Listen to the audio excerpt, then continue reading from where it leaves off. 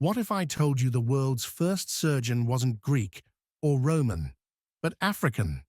That 4,600 years ago, while Europe was still in the Stone Age, African doctors were performing brain surgery, C-sections, and trauma operations that wouldn't be matched in Europe for millennia. Today, we're going to uncover the hidden story of how Africa invented modern medicine and why you've never heard it. From the legendary Imhotep to the surgical masters of Uganda, from the medical universities of Timbuktu to the systematic erasure of African genius, this is the story they don't want you to know.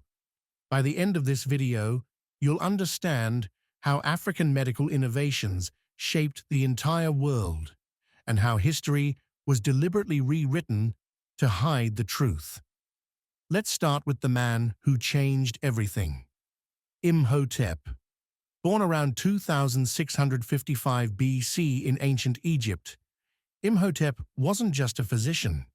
He was the world's first recorded doctor, surgeon, architect, and scientist.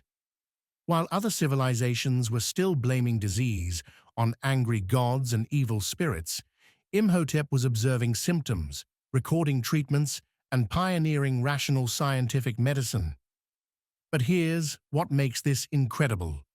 Imhotep lived over 2,000 years before Hippocrates, the man Western history calls the father of medicine. Yet Imhotep's medical knowledge was so advanced that he was eventually deified, worshipped as a god of healing. The proof of his genius?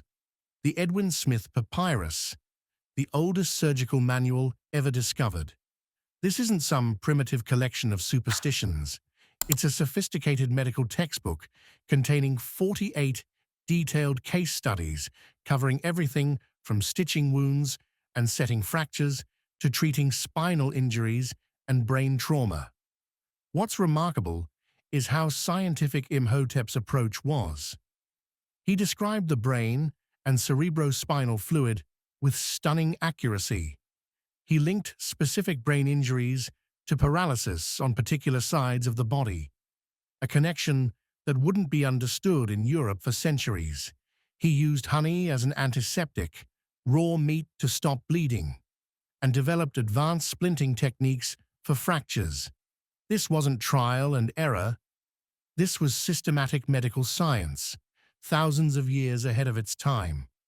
Imhotep established principles of diagnosis, treatment, and prognosis that would form the foundation of medicine worldwide. But Imhotep wasn't an isolated genius. Across the African continent, surgical mastery flourished in ways that would shock modern doctors. Let's travel to Uganda's kingdom of Bunyoro, where surgeons were performing successful caesarean sections centuries before the procedure was even attempted in Europe. These weren't desperate last-resort operations. They were routine procedures with remarkable survival rates. Here's how advanced they were. Bunyoro surgeons used banana wine as anesthesia to keep patients unconscious during surgery. They employed herbal antiseptics to prevent infection, something European doctors wouldn't understand until the 1800s. They had developed precise surgical techniques, proper wound care, and post-operative treatment protocols. When European explorers first witnessed these operations in the late 1800s, they were stunned. Dr. Robert Felkin, a British medical missionary, documented these procedures in detail, writing that the surgical skill and patient survival rates rivaled anything he'd seen in European hospitals. The Banyol tribe had developed their own C-section techniques, complete with sophisticated anesthesia and sterilization methods. In southern Africa, bone setting and fracture treatments were so advanced they rivaled modern orthopedics.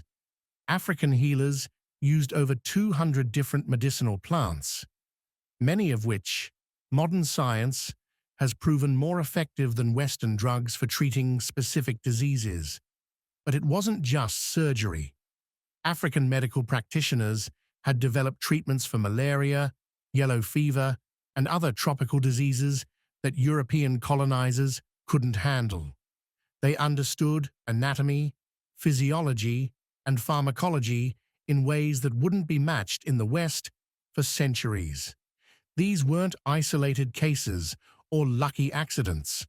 Across the continent, from Egypt to South Africa, from the Atlantic to the Indian Ocean, Africa's medical traditions were deep, scientific, and shockingly advanced. So where did all this incredible knowledge come from?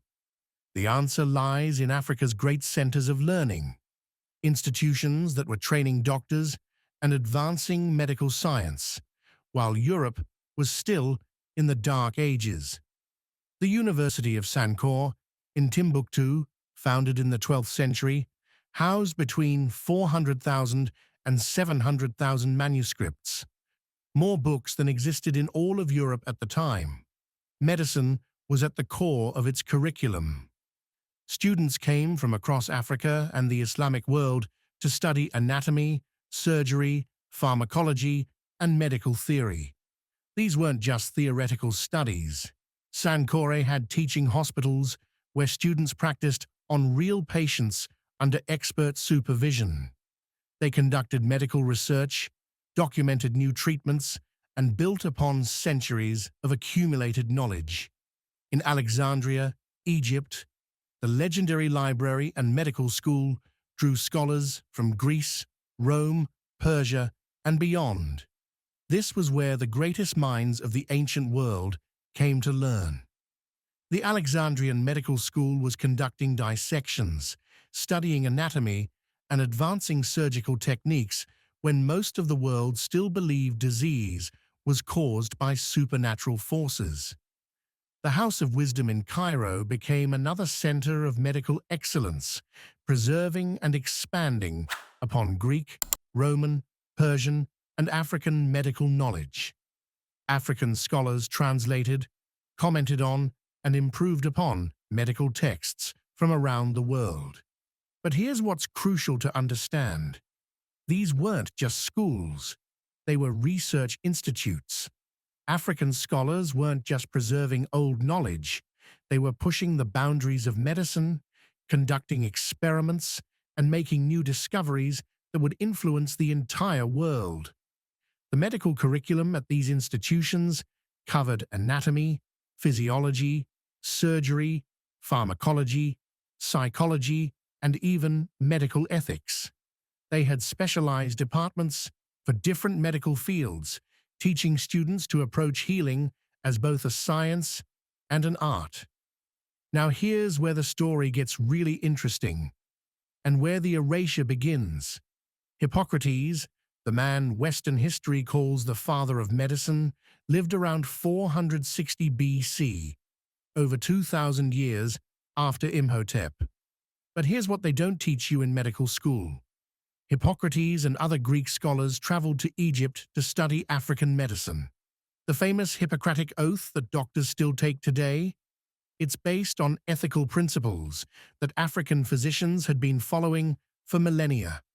The concept of first, do no harm, that's not originally Greek. It comes from ancient African medical traditions. Galen, whose medical theories dominated European medicine for over 1,000 years, built his entire system on African discoveries. Yet when his works were translated and spread throughout Europe, the African origins were systematically erased from the record. This wasn't accidental. When African medical knowledge was translated into Greek and Latin, translators deliberately erased references to African sources. African scholars became invisible in their own story. Their discoveries were attributed to Greek and Roman physicians who had learned directly from them. The University of Salerno in Italy, often called Europe's first medical school, was founded in the 9th century. But here's what rarely gets mentioned. Its curriculum was built on African and Islamic medical texts. Professors were teaching African surgical techniques, African pharmacology, and African diagnostic methods, rebranded as European medicine. even more shocking. When European crusaders returned from North Africa and the Middle East, they brought back African medical knowledge and claimed it as their own discoveries. Surgical instruments, anesthetic techniques, and treatment protocols that had been used in Africa for centuries suddenly became European innovations. So how did the world forget that Africa invented modern medicine? The answer is colonialism, and it was systematic, deliberate, and devastating. When European powers colonized Africa, they didn't just seize land and resources, they stole history itself. Colonial administrators and missionaries systematically destroyed African medical texts, disbanded traditional healing schools, and criminalized African medical practices. In 1885, at the Berlin Conference, European powers literally carved up Africa on a map. But the cultural destruction was even more devastating than the political conquest.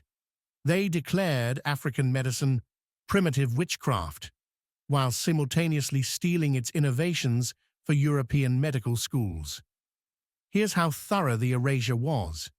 When European doctors encountered African surgical techniques that were more advanced than their own, they didn't acknowledge the source. They simply adopted the methods and claimed credit. African anesthesia became European anesthesia. African surgical procedures became European surgical procedures. The psychological warfare was just as damaging. Africans were taught that their own medical traditions were backward and dangerous, while European medicine was modern and scientific. Generations grew up believing their ancestors had contributed nothing to science or healing.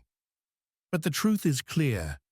Africa's medical legacy is not just a footnote in history. It's the foundation of modern medicine. From Imhotep's pioneering surgery to the teaching hospitals of Timbuktu and the surgical mastery of the Bunyoro, Africa's contributions are undeniable. So the next time someone tells you that science and medicine are Western inventions, remember Imhotep. Remember the African surgeons who saved lives centuries before Europe caught up. And remember, history isn't just what's written in textbooks, it's what's been stolen, hidden, and erased. If you want to uncover more untold stories of Black excellence and hidden history, hit subscribe and check out my playlist on African innovations. Drop your thoughts below. What other African medical breakthroughs should the world know about? Your idea could be our next deep dive. Let's keep rewriting history, one truth at a time.